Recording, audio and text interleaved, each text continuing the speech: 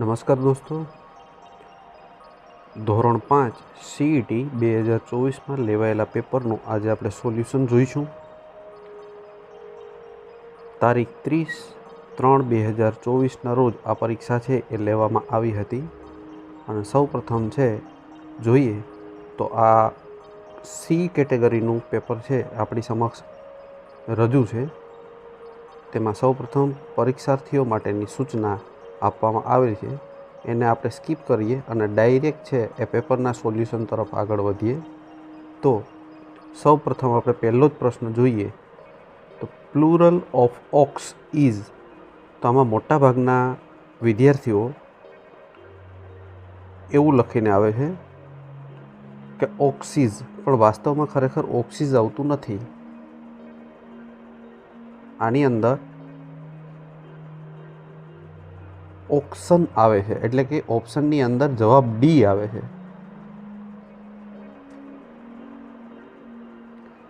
એવી જ રીતે બીજા પ્રશ્નની અંદર આગળ જોઈએ. પાયલ ઇઝ મેકિંગ રંગોલી, એટલે કે ઓપ્શન બી આવે છે.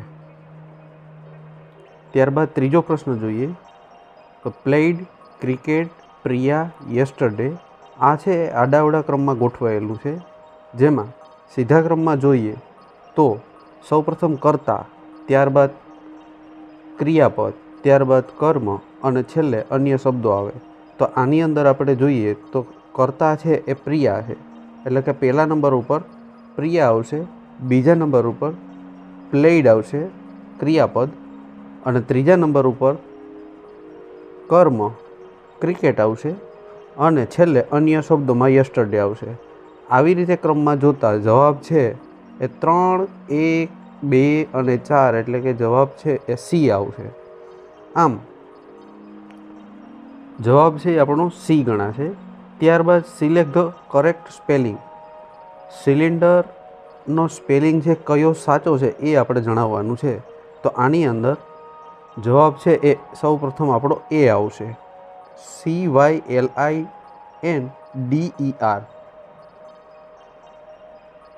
Option A. ત્યારબાદ આગળ જોઈએ ધ ગ્લાસ ઇઝ ક્લીન.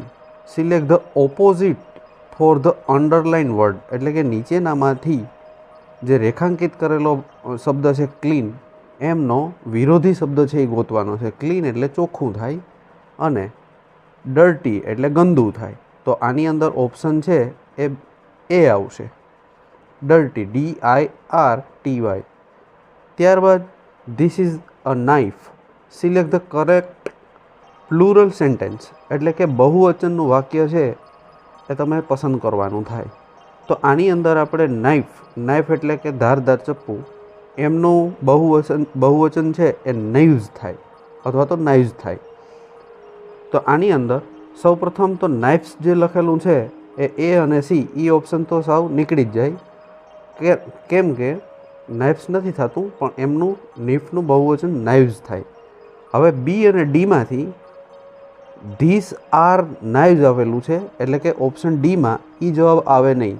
ધીસની આરે આર ન લાગે, પરંતુ બહુવચનમાં ધીઝ આર નાઇવ્સ આવે, એટલે કે જવાબ આપણો બી આવે છે, ઓપ્શન બી, ધીઝ આર નાઇવ્સ. ત્યારબાદ રેલવે સ્ટેશન શબ્દના મૂળાક્ષર પરથી નીચેનામાંથી કયો શબ્દ બનતો નથી.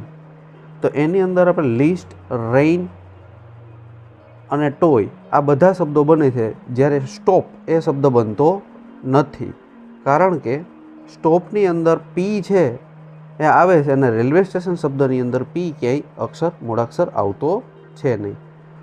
ત્યારબાદ last Sunday I blank the zoo. હવે લાસ્ટ સન્ડે છે આ શબ્દ છે એ ભૂતકાળનું સૂચક છે, માટે ભૂતકાળ દર્શક જો વાક્ય નીચેનામાંથી ક્રિયાપદ મૂકવાનું થતું હોય તો ઓપ્શન એ આવે છે, એટલે કે વિઝિટેડ આવે છે, ઓપ્શન એ, વિઝિટેડ. ત્યારબાદ 9મા પ્રશ્નમાં આપણે આગળ જોઈએ યોગ્ય પદક્રમવાળું વાક્ય પસંદ કરો.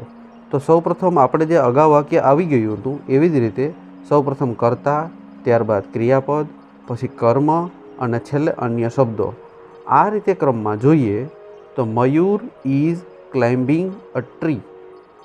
સૌ પ્રથમમાં પહેલા ઓપ્શનમાં એ છે, એમાં મયુર પછી ડાયરેક્ટ ક્રિયાપદ આવ્યું નથી એમ ઇઝ વાળું, એના બદલામાં ક્લાઇમ્બિંગ આવી ગયું છે, એટલે એ ગણતરી થાય નહીં, માટે એ ઓપ્શન ખોટું છે. એ ટ્રી ઇઝ મયુર ક્લાઇમ્બિંગ, માટે એમાં પણ કરતા આવ્યું નથી, પહેલાં કર્મ આવી ગયું, એટલે માટે બી ઓપ્શન પણ ખોટું છે. Climbing a tree Mayur is a વાક્ય રચના પણ બંધ બેસતી નથી, માટે જવાબ છે આપણને ડી આવે છે. મયુર ઇઝ ક્લાઇમ્બિંગ અ ટ્રી. આમ આપણો 9મા પ્રશ્નની અંદર જવાબ ડી રહેશે. ત્યારબાદ 10મા પ્રશ્નમાં જોઈએ. ધેર આર 4 શોપ્સ, ખાલી જગ્યા ધ શોપિંગ સેન્ટર, એટલે કે બ્લેન્ક ખાલી જગ્યામાં ઓન, ઇન, વિથ અને ઓફ થી વડે ખાલી જગ્યા ભરવાની હોય તો જવાબમાં બી ઓપ્શન આવે. There are 4 shops in the shopping centre. Shopping સેન્ટરની અંદર 4 દુકાનો છે. ભારત મારો દેશ છે. આ વાક્યમાં ભારત છે એ કઈ સંજ્ઞા દર્શાવે છે? સંજ્ઞા છે અહીં એક નામ તરીકે લેવામાં જોઈએ તો ભારત મારો દેશ છે, અહીં ભારત છે એક નામ તરીકે જોઈએ તો એક વ્યક્તિવાચક સંજ્ઞા તરીકે છે. ભારતને પોતાના એક વ્યક્તિ તરીકે ગણતરી કરી અને સંજ્ઞાનું રૂપ આપ્યું છે, માટે ભારત એ વ્યક્તિવાચક સંજ્ઞા ગણાય, એટલે જવાબ છે એ આવે છે, ઓપ્શન એ. ત્યારબાદ નીચેના વાક્યમાંથી સર્વનામ શોધો. આપણે સાથે મળીને કામ કરીએ. સર્વનામ એટલે કે નામના બદલામાં જો કોઈ શબ્દ વપરાય તેમને સર્વનામ કહેવાય. તો અહીં આપણે નામના બદલામાં જોઈએ તો આપણે સાથે મળીને કામ કરીએ, જેમાં આપણે શબ્દ છે એ સર્વનામ છે. તેણે આકાશમાં વિમાન જોયું, ખાલી જગ્યા તે ખુશ થઈ ગયો, ખાલી જગ્યા પૂરો. 13મો પ્રશ્ન. હવે જવાબના ઓપ્શનમાં અને, કે, તેથી અને પણ.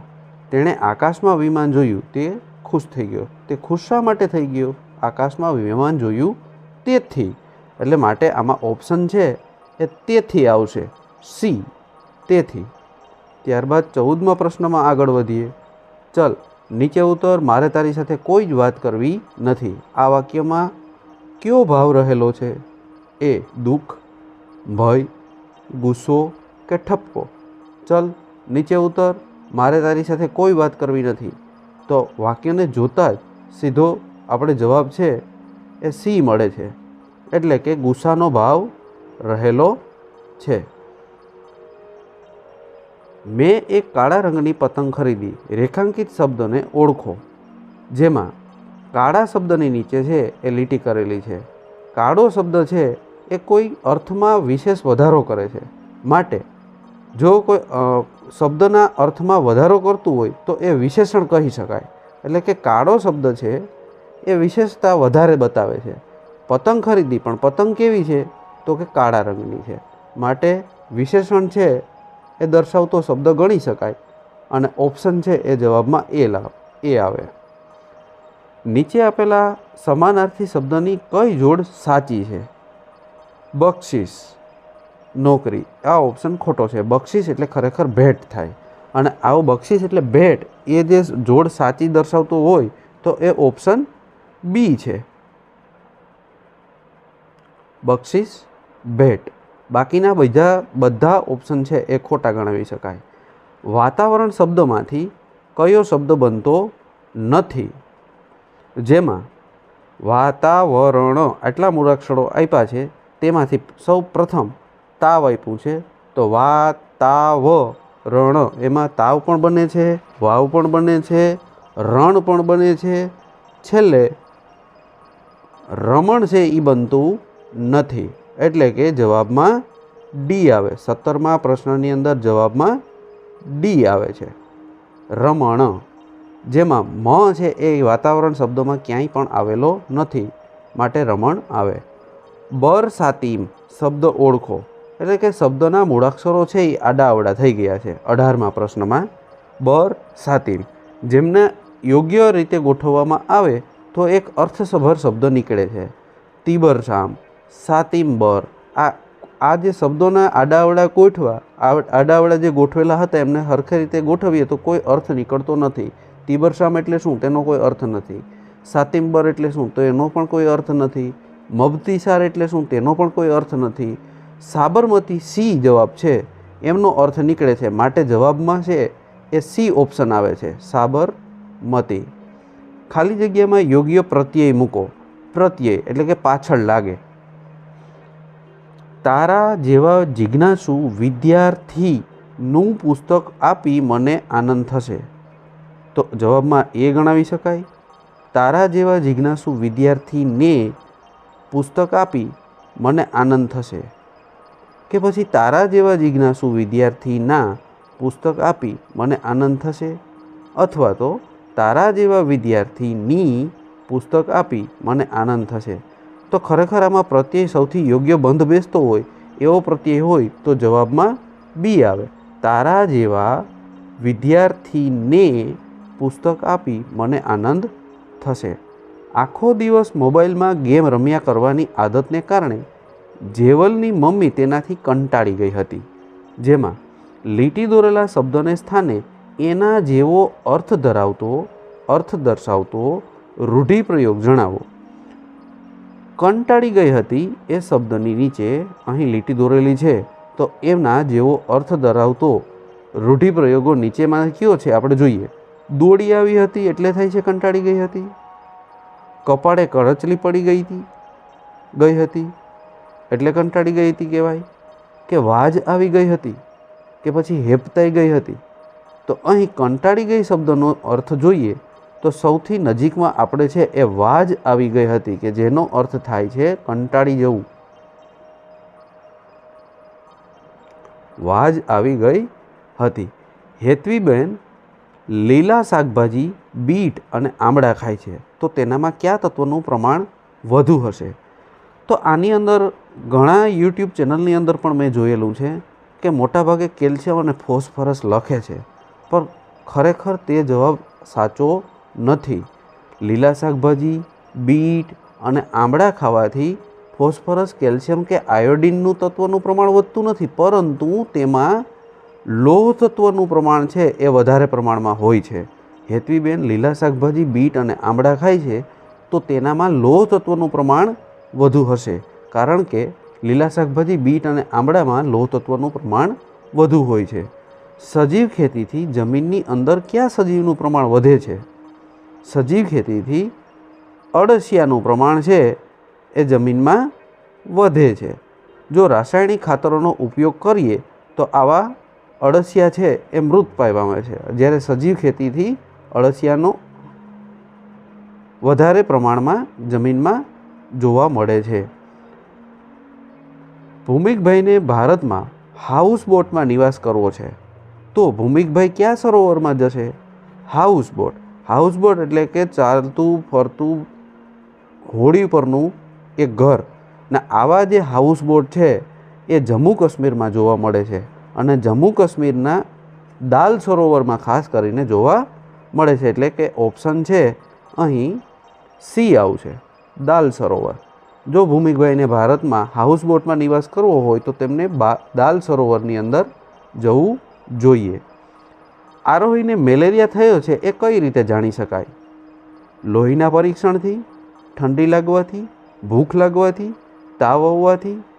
જો મેલેરિયા થયો હોય તો મેલેરિયા છે એક જાતનો તાવ છે એ વાત સાચી છે, પરંતુ એમનું પરીક્ષણ કરવા માટે ફરજિયાત આપણે લોહીના નમૂના લઈ અને લોહીમાં મેલેરિયાનું ઇન્ફેક્શન કેટલા પ્રમાણમાં છે તેમની તપાસ કરી શકાય. માટે 24મા પ્રશ્નની અંદર લોહીના પરીક્ષણથી મેલેરિયા થયો છે કે કેમ એ જાણી શકાય.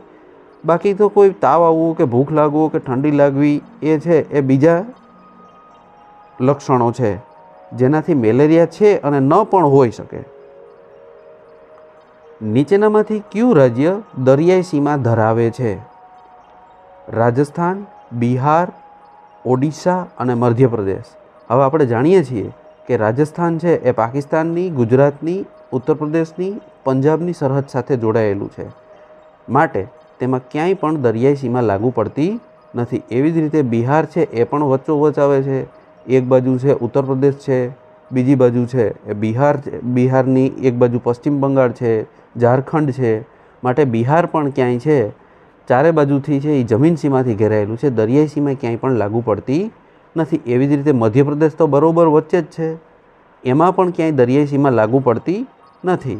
તો દરિયાઈ સીમા લાગુ પડતી હોય એવું રાજ્ય છે એ ઓડિશા છે, માટે જવાબમાં સી આવશે. બચેન્દ્રી પાલનું નામ શાના માટે જાણીતું છે? પર્વતારોહણ, અવકાશ યાત્રા, પાયલોટ કે બેડમિન્ટન? આ સૌ માટે જાણીતું છે કે ભારતની સૌ પ્રથમ મહિલા પર્વતારોહી જો હોય તો એ બચેન્દ્રી પાલ છે, માટે બચેન્દ્રી પાલનું નામ છે એ પર્વતારોહણ સાથે સંકળાયેલું છે. તમે કેવા ઈંધણથી ચાલતી કાર બનાવશો કે જે ખૂટવાની ચિંતા જ નહીં હોય? સીએનજી, ડીઝલ, વિદ્યુત અને સૂર્યપ્રકાશ. તો સીએનજી, ડીઝલ અને વિદ્યુત એ છે એ ખૂટી જઈ શકે, જ્યારે સૂર્યપ્રકાશ છે એ સૂર્યનો અખૂટ ઉર્જાનો સ્ત્રોત છે અને બિનપરંપરાગત છે. એટલે કે સૂર્યપ્રકાશ છે એ આપણને ખૂટવાની ચિંતા નથી, કે જેમાં ઈંધણ ખૂટી જવાનો કોઈ પણ બીક રહેશે નહીં. 27માં ડી જવાબ. ત્યારબાદ આપણે આગળ વધીએ તો નીચેના પૈકી કાચું હોય તો ડૂબે અને પાકું હોય તો તરે. તો આની અંદર ઘણા બધા ફળો એવા હોય છે કે જેમાં એમનું પાકી જાય તો એમની ઘનતા છે એ ઘટી જતી હોય છે, જેમાં કેળા છે એમાં આની અંદર સમાવેશ થાય છે. જેવી આની અંદર ઓપ્શનની અંદર આપેલો નથી, આ તો મેં તમને ઉદાહરણ તરીકે આપેલું છે. જો ઓપ્શનની અંદર આપણે જોઈએ તો સફરજન એક એવું છે કે જેમાં પાકવાથી એમની ઘનતા ઘટે છે, માટે જવાબમાં છે એ સફરજન આવે છે. જો કોઈ બીજો ઓપ્શન તમારે ધ્યાનમાં હોય તો કોમેન્ટ બોક્સમાં જરૂર લખજો, અને તમે કોઈ પ્રયત્ન કર્યો હોય તો મને જણાવજો. કેમ કે લીંબુ, તરબૂચ અને પપૈયું મારા ખ્યાલ મુજબ જો કાચું હોય તો ડૂબે છે, ટૂંકમાં બધા ફળો જો પાકા હોય તો એ ડૂબી જ જાય છે, જ્યારે સફરજન જો પાકું હોય તો એમની ઘનતા છે એ ઘટી જાય છે અને ડૂબી જાય છે.